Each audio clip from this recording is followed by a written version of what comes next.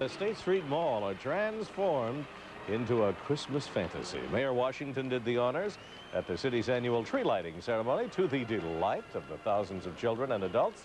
To gem the plaza, city's tree stands a whopping 90 feet. It glitters in thousands of lights and ornaments, candy canes, and tinsel.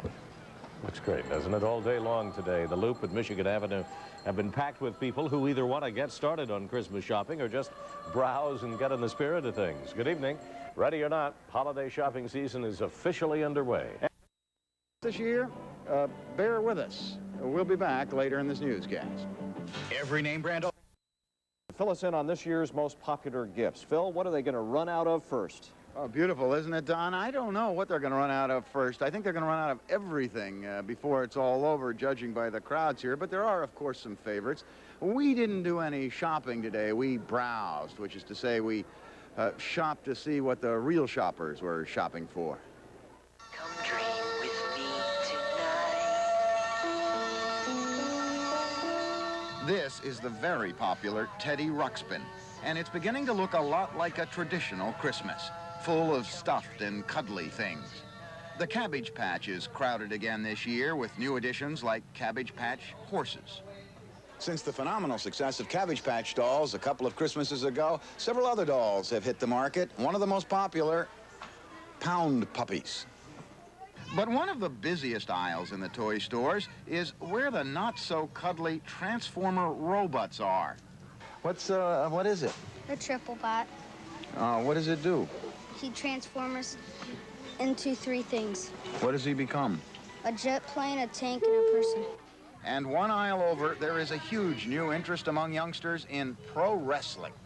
I like how they throw people around. I see. What are you going to do with Hulk Hogan and Big John Studd at home?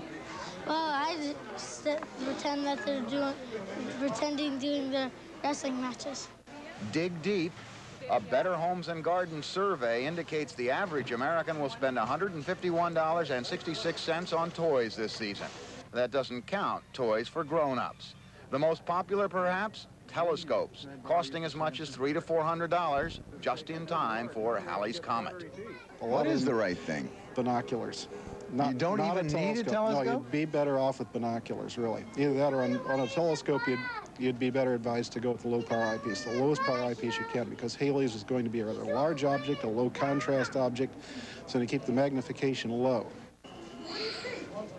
Things having to do with computers are doing well, of course, but for grown-ups, too, there seems to be a return to tradition. The fragrance counter is jammed. White lace seems to be outselling black lace, and flannel outsells them both. Even in the Christmas tree section, the most popular ornaments are the old-fashioned ones. A reminder that because Thanksgiving was late in November this year, Christmas is now only 26 days away, gentlemen. Now, Phil admitted, as long as you were out there today, weren't you just a little bit tempted to get some shopping out of the way? Yeah, but you see, the boss said I had to do this. Okay. Thanks, Phil. I think I hear Santa Claus laughing in the background there. Astronauts around the space shuttle Atlantis spent